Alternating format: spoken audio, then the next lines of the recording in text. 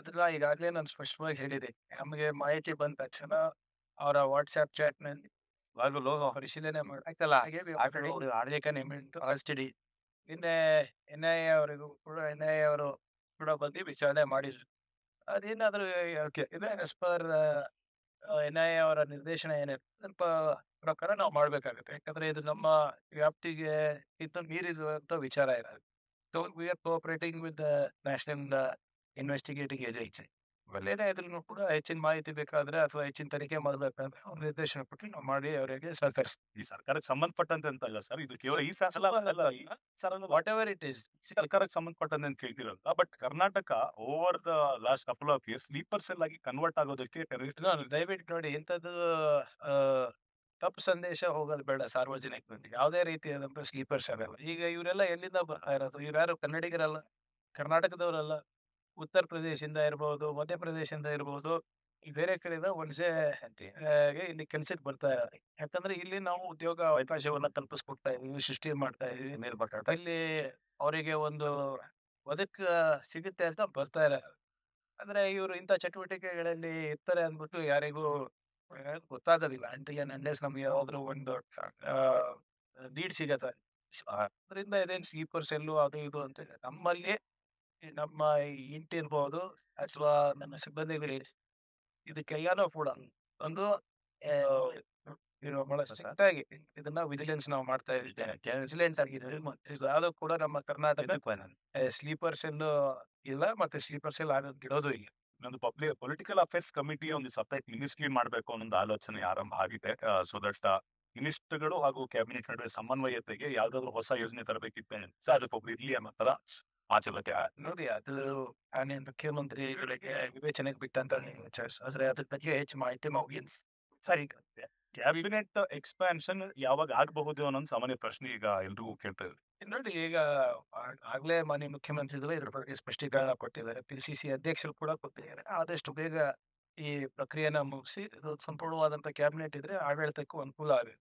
So ಅದನ್ನ ಬಹುಶಃ ಏನೋ ಒಂದು ವಾರ 10 ದಿನದ ಒಳಗಡೆ ಮಾಡ್ತೀನಿ ಅಂತ ಕೂಡ ಅವ್ರು ಹೇಳಿದ್ದಾರೆ. ಆ ಪ್ರಕ್ರಿಯೆ ಏನಿದೆ it's already in process. G2 ವಿಚಾರವಾಗಿ ಕುಮಾರಸ್ವಾಮಿ ಅವರು ಕಾಯ್ತಿದ್ದಾರೆ. CM ಅಲ್ಲಿಗೆ ಬಂದು ಚರ್ಚೆ ಮಾಡ್ತಾರೆ. ಈಗ ನೀವೇ ಹೇಳಿ, ಒಬ್ಬರು ಮಾಜಿ ಮುಖ್ಯಮಂತ್ರಿ, ಹಾಲಿ ಕೇಂದ್ರ ಸಚಿವರು, ನೀತಿಗಳಾಗ್ಲಿ ಯೋಜನೆಗಳಾಗ್ಲಿ ಬೀದಿನಲ್ಲಿ ಅವ್ರೇನ್ ಹೇಳಿದ್ರು ಮೊದಲು? ನಾನು ಖಾಲಿನೇ ಕೂತಿದ್ದೀನಪ್ಪ, ಮಾನ್ಯ ಮುಖ್ಯಮಂತ್ರಿಗಳು ಬ್ಯುಸಿ ಇದ್ದಾರೆ, ಅವ್ರು ಯಾವಾಗ ಕರೀತಾರೆ ನಾನು ಬರ್ತೀನಿ ಅಂತ ಹೇಳಿ ಯಾರು ಹೇಳಿದ್ರು? ಆಹ್ವಾನ ಮಾಡಿ ಗೌರವಯುತವಾಗಿ ವಿಧಾನಸೌಧಕ್ಕೆ ಬನ್ನಿ, ನಿಮ್ ಜೊತೆ 5 ಜನ ಕರ್ಕೊಂಡು ಬನ್ನಿ, ನಿಮ್ದು ಏನೇ ಸವಾಲುಗಳಿರ್ಬೋದು, ಏನೇ ಸಲಹೆಗಳಿರ್ಬೋದು, ಸಮಸ್ಯೆಗಳಿರ್ಬೋದು ಬಗೆಹರಿಸಲಿಕ್ಕೆ ಪ್ರಯತ್ನ ಪ್ರಾಮಾಣಿಕವಾಗಿ ಮಾಡೋಣ ಎಲ್ಲರೂ ಸೇರಿ. ಅವ್ರು ಇಲ್ಲ ನಾನು ಬರ್ಲಿಕ್ಕಾಗಲ್ಲ, ನೀವೇ ಬನ್ನಿ ಅಂತ. ಡೇಟು ಚೇಂಜ್ ಮಾಡಿದ್ರು, ವೆನ್ಯೂನು ಚೇಂಜ್ ಮಾಡಿದ್ರು. ಇದು ಸರಿನಾ ಹೇಳಿ? ಬೀದಿನಲ್ಲಿ ಇವತ್ತು ಯೋಜನೆಗಳು, ನೀತಿಗಳು, ಸಮಸ್ಯೆಗಳು ಪರಿಹಾರ ಆಗ್ತವೆ. ಸಮಸ್ಯೆಗಳನ್ನ ಆಹ್ವಾನಿಸ್ಬೇಕು ಅಂದ್ರೆ ಬನ್ನಿ, ಚರ್ಚೆ ಮಾಡ್ಲಿಕ್ಕೆ ರೆಡಿ ಇದಾರ. ಆದ್ರೆ ಇವರು ಮುಖ್ಯಮಂತ್ರಿಗಳಿದ್ರಲ್ಲ, ಇವ್ರು ಮುಖ್ಯಮಂತ್ರಿಗಳೆಲ್ಲ ಎಷ್ಟ್ ಸರಿ ಹೀಗೆ ಬೀದಿನಲ್ಲಿ ಹೋಗಿ ಚರ್ಚೆ ಮಾಡಿದ್ದಾರೆ ವಿರೋಧ ಪಕ್ಷದವ್ರ ಜೊತೆ? ಮಾಡಿದಾರ? ಇವಾಗ ಯಾಕೆ ಇದು ಪೊಲಿಟಿಕಲ್ ಸ್ಟಂಟ್.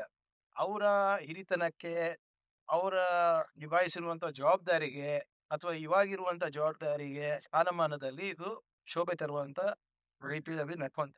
ರೈತರ ಸಮಸ್ಯೆನ ರೈತರ ಮುಂದೆನೆ ಮಾತಾಡೋಣ ಎಲ್ರಿಗೂ ಸರ್, ಎಷ್ಟು ಈಗ ಈ ರೈತರ ಸಮಸ್ಯೆ ಇರ್ಬೋದು, ಕಾರ್ಮಿಕರ ಸಮಸ್ಯೆ ಇರ್ಬೋದು, ಮಹಿಳೆಯರ ಸಮಸ್ಯೆ ಇರ್ಬೋದು, ಯುವಕರ ಸಮಸ್ಯೆ ಇರ್ಬೋದು, ಯಾವತ್ತಾರ ನೀವು ಬೀದಿನಲ್ಲಿ ಚರ್ಚೆ ಮಾಡಿದಾರ? ಯಾರನ್ನ ಮಾಡಿದಾರ? ಎಸ್, ಒಂದು ಯಾರಾದ್ರು ಮಂತ್ರಿಗಳು ಹೋಗ್ತಾರೆ, ತಿಳ್ಕೊಂಡ್ ಬರ್ತಾರೆ, ಸಂಬಂಧಪಟ್ಟಂತ ಇಲಾಖೆದವ್ರು ತಿಳ್ಕೊಂಡ್ ಬರ್ತಾರೆ, ಮುಖ್ಯಮಂತ್ರಿಗಳ ಜೊತೆ ಚರ್ಚೆ ಮಾಡ್ತಾರೆ. ಇವ ಇದು ವಿಚಿತ್ರ ಪ್ರವೃತ್ತಿ ಬೆಳೆಸ್ತಾ ಇದಾರಲ್ಲ ಯಾರು? ಫಸ್ಟ್ ಆಫ್ ಆಲ್ ನೀವು ಬಿಸಿ ಇದ್ದೀರಾ, ನೀವು ಕರೆದಿದ್ದ ಡೇಟಿಗೆ ಬರ್ತೀವಿ ಅಂತ ಹೇಳ್ತಾರೆ. ಕರೆದ್ರೆ ಇಲ್ಲ ನನ್ಗೆ ಈ ಡೇಟ್ ಆಗಲ್ಲ, ಬೇರೆ ಡೇಟ್ ಕೊಡ್ತೀನಿ, ಇವ್ರ ಸಮ್ಮುಖದಲ್ಲೇ ಆಗ್ಬೇಕು, ಅವ್ರ ಸಮ್ಮುಖದಲ್ಲೇ ಆಗ್ಬೇಕು ಅಂದ್ರೆ ಏನಿದು? Is the chief minister of Karnataka, you are the union minister of India. ಯಾಕೆ ಹೀಗೆ ವರ್ತನೆ ಮಾಡ್ತಾ ಇದ್ದಾರೆ?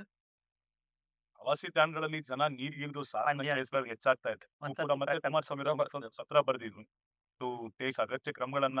ನೋಡಿ, ಇದು ನೆನಪಿದ್ರೆ 2017ರಲ್ಲಿ ನಾನು ಟೂರಿಸಂ ಮಿನಿಸ್ಟರ್ ಇದ್ದಾಗ ಕೂಡ ಖಂಡಿತವಾದಂತ ಸ್ಟ್ಯಾಂಡರ್ಡ್ ಆಪರೇಟಿಂಗ್ ಪ್ರೊಸೀಜರ್ಸ್, ಎಸ್ಪೆಷಲಿ ಎಲ್ಲಿ ಜಲಾಶಯಗಳಿವೆ ಅಥವಾ ಜಲಮೂಲಗಳಿವೆ, ನದಿ ಇವೆ, ವಾಟರ್ ಫಾಲ್ಗಳಿವೆ, ಎಲ್ಲನೂ ಕೂಡ ಆಲ್ಮೋಸ್ಟ್ ಸ್ಟ್ಯಾಂಡರ್ಡ್ ಆಪರೇಟಿಂಗ್ ಪ್ರೊಸೀಜರ್ಸ್ ಮಾಡಿದ್ವಿ.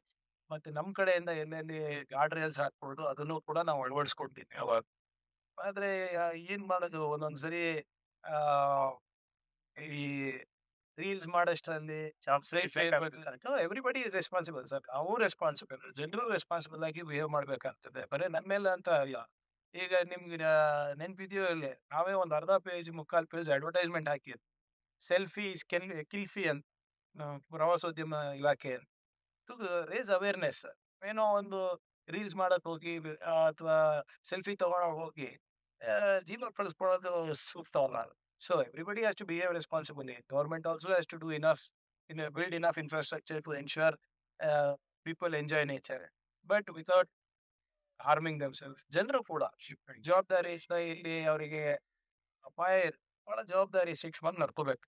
Person who's been arrested in Davangere is found to have planned to blast bomb in IIT. See, whatever is the person's intention, we have already ensured he's in custody, and we have also ensured that the NIA interrogates him. We will do whatever the NIA suggests further, because the concerned person is not a native of that. He happens to come from Uttar Pradesh, and quite naturally, they all, whether it's from Uttar Pradesh, Bihar, or Madhya Pradesh, they come here looking for better opportunities. So, whatever it is, he's in custody, and we will go by whatever the central government asks us to. There will be no compromise when it comes to national security from the government of Karnataka. We will cooperate completely with the federal government. In fact, Rame has written another letter to the government seeking the intervention of CEFs in Fairamangala, and he wants the immediate target in front of the farmer. So, see, this is very unbecoming of a union minister to call the chief minister to discuss policy matters or schemes or projects on the road. I mean, he was the one who said that the chief minister is busy. I will be more than happy to come wherever the chief minister calls. And that's why the chief minister wrote to Mr. Kumaraswamy saying that please come to Vidhan Sabha, bring 5 people along with you. That could be farmers or that could be lawyers or anybody whom you deem fit. We will have a discussion, try to sort out whatever issues that you are raising. But post that, Mr. Kumaraswamy says that he rejects CM's letter and says, no, I want you to come on this date to this place. That's very unbecoming of a union minister. He's been a former chief minister. Was this the way he got things done that time? On the streets? Can policy matters, projects be discussed on the streets? And should it be discussed on the streets? Yes, you are.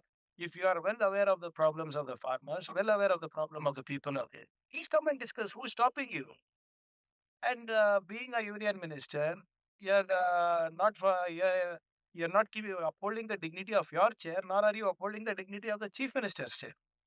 Regarding the Rama Mandira, that's of donation meant by devotee.